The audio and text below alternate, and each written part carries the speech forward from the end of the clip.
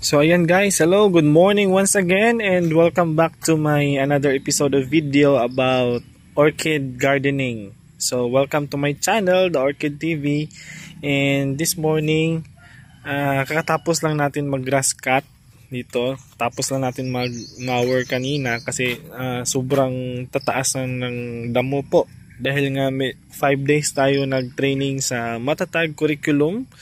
So hindi na natin na kaagad natutukan ng pansin yung ating mga orchids. So therefore, kaninang morning pagising, diretso kaagad, bumba kaagad tayo sa pag-grass cut ng ating orchid garden para maganda naman sila tingnan.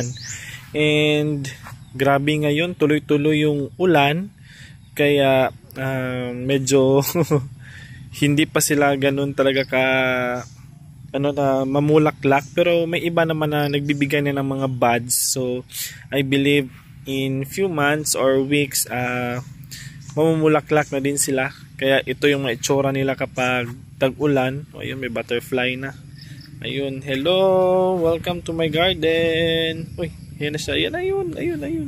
Lumapit, ang ganda ng butterfly. Ayun siya. Naghanap siguro siya ng ng bulaklak. Maganda talaga yung color niya. Lapitan nga natin. Ay, ayun, umalis. Ba ayaw niya magpa-video. So, ang ating mga dancing lady ay masipag mamulaklak ngayon. Ayan, daming spike. Ayan, umulaklak na. So, ang taba-taba ng ating dancing lady. So, kakaspray lang din natin kanina ng ating pang-spray sa mga uod, insecticide, pesticide. Ayan. So at least mabas-bawasan yung uod sa ating garden, makabuelo, mamulaklak yung ating mga orchids. So ayan, i-check po natin isa-isa dito sa ating mga dancing lady. Ayan, meron ng mga spike. Yehey! So ayan, yung iba wala pa, pero at least makita natin na bumabalik na sa pagiging healthy yung ating mga orchids. Kasi nga nung nakaraang buwan, grabe talaga yung sunod-sunod na init, halos walang ulan, kaya nahihirapan tayo doon, napasabak tayo sa pa-spray everyday. Ngayon tingin-tingin na lang, ikot everyday na lang kasi halos naman araw-araw umuulan.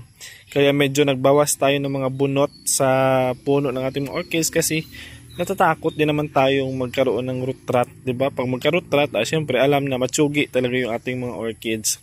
So ayan, ngayon napakaganda ng kanilang mga flower. Ayan, ang daming butterfly. So may mga spike na yung ating mga dancing lady. Ayan, ayan.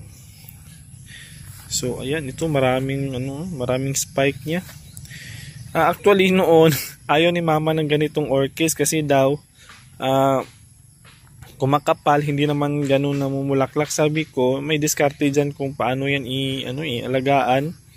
Itong dancing lady kasi sa mga gubat ito tumutubo, kaya hindi nila gusto yung sobrang init. So dapat slight lang. Naka-shaded yan, yan. So kawayan po yan. So libre na po yung pang-shade namin dito sa orchids namin. Kaya ayan. So dito nakita ko yung healthy na masyadong namumulaklak. Kaya at the end of the day, nagustuhan din naman ni mother. Sabi ko, depende lang yan sa pag-alaga, di ba? Kung inaayos ka pa nga naman mag-alaga, di ba? Gaganda ka rin. Char! Sana all. Di ba? So ayan po yung ating Dendrobium keiki. Ayan, dinikit ko lang dyan sa puno ng duhat or ng lumboy. Kasi wala na po tayong kahoy. So dito naman po na area lagay din tayo dito ng dancing lady. Ay, namumulaklak na. Yan, ganda talaga ng dancing lady natin. Sumipag nila mamulaklak ngayon. So ayan po, ang ganda. Ayan. So ito naman 2x2 lang ito siya. Yung paggawa ni Papa ng yung sa Tagalog, yung pugon ng kupras, lutuan ng kupras. May mga tirang 2x2, sayang din naman. So ayan, pinagkabitan natin ng orchids, kaya kita nyo yung maugat. Ayan, diba? Ganun lang yun. Ito pa. Diba? Ang tataba na, dami ng ugat. Ayan, may bunot-bunot lang. Dito ko lang sila nilagay sa ilalim ng mangga at saka ng pomelo.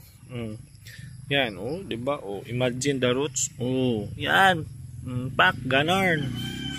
Ganon, ang healthy talaga ng ating mga orchids. Ayan po. Proud na proud ako kahit ganyan lang yan. 'Di ba? O at least ang gaganda pa rin. Actually dito, kakatanim ko lang last month ata, I think. Tapos binago ko lang yung kahoy nila kasi yung una kong pinagtamnan sa kanila medyo nabulok, kaya mga weeks after na nilipat ko sila at saka inayos ko po kahapon dahil sunod-sunod yung ulan. Naging smooth yung lupa, 'di ba? Lumambot po yung lupa kaya medyo hindi maganda tingnan kasi yung iba tumagilid na, kaya inayos natin, ganun nun, 'di ba? Kahit busy tayo, mag-ayos din tayo pag may time. Kasi pag hindi tayo mag-ayos, iwan talaga tayo, charot. O, 'di ba? Kunin na natin yung mga masasamang dahon, masasamang dahon, yung mga ano lang pala, yung mga nag-yellow na. Anong technique ko dito sa dancing lady, mabilis ako mag-propagate. And then tanggalin mo talaga yung mga yung mga stalk niya na sira-sira na, yung mga dahon na sira na, nag-yellow na, tanggalin nyo na para yung nutrients na mapunta sa iba, kunin mo na para sa iyo na, 'di ba? O 'di ba at least 'di ba kung makuha mo na yung mga dahon, yung nutrients doon na mapunta pa doon, o doon na mapunta sa mga bagong sibol, 'di ba? Ganun lang 'yun. Oh, huwag mong hayaang mabulok ka, magpaganda ka. Oo, ganun lang 'yun. So ayan, kahoy lang yan, driftwood, and the coconut husk, and straw, tie it, that's it. And then wait for the blooming season. Ayan. So kagaya nito, yan, tanggalin din natin yan mamaya. Kasi bakit natin patatagalin ko siya yung dahilan na makasira ng relasyon natin, diba? Kung sa orchids, bakit natin patagalin kung sila lang yung makakasira ng beauty ng ating orchids? Ayan, di ba inuulam to? Sa amin, sa Ilonggo, inuulam to. Ang tawag nito sa amin is kurupdop. So tanggalin na natin. Ayan. So sige lang, mag-spray tayo para matanggal yan sila. Ayan, grabe yung ugat. Tingnan natin, pak. Di ba? So ito yung mga linyada dito ng mga dancing lady natin. And then dito naman sa kabila, yung ating mga vanda. So check natin kung ano yung mga nag-update ng mulaklak. Aray, ba yan? Bebe, let me see kung ano yung mga agoy. Ano na naman nangyayari dito sa ating mukha. Balik na naman. Agoy, goy. Hay, nako. Trabaho na naman itong mga chicken namin. Pag makita ko chicken joy talaga kayo mga Ay nako, ito trabaho ko. Pag nag-ikot ako sa garden, tinatanggal ko to. Yan. Kasi hindi yan magandang tingnan. Nakisira sa image ng char, 'di ba? O ayan, meron na siyang buds, spike. Ang daming ilang buds, 1 2 3 4 5, 5 lang. Kuripot mo naman, Col. 'Di ba? So ayan, tatlo ba? Grabe naman kayo kakuripot nyo, Col, oy. Ayusin yung mulaklak, 'di ba? Para gumanda naman yung garden natin. Ayan, yung iba hindi pa namumulaklak. Ewan ko sa kanila, nahiya pa yan, inuod pa si ante mo. Kaya ay nako. Ayan, may mga spike na. Ganito lang yung style ng pagtanim natin, patipid sa kahoy, di ba? Tatlong kahoy lang, 50 na kaagad yung nakatanim. Magkabilaan yan, 25, 25, 25 plus 25, 5 plus 5, 10, 2 plus 2, 4 plus 1, tama ba yun? Bahala kayo dyan. 50, diba? Ganyan. Gumawa tayo ng entrance. Gusto mong pakasal, lagay kayo red carpet dyan. Marcha kayo ako pakakanta sa inyo. Bahala kayo dyan. Diba? So, yun na muna yung update natin kasi parang umuulan. Oh my goodness. Gawa lang tayo ng another video for the next video. Diba? So, maraming salamat sa inyong panunood. Mabuhay Philippines. Mabuhay Mindanao. Sa lahat ng guro, maging matatag tayo dahil sa bagong matatag curriculum. Klase na natin sa Lunes. July 29, di ba? July 29, sabi na lesson 1 na. Naka-ready na ba yung mga lesson exemplar dyan? Ready na yan.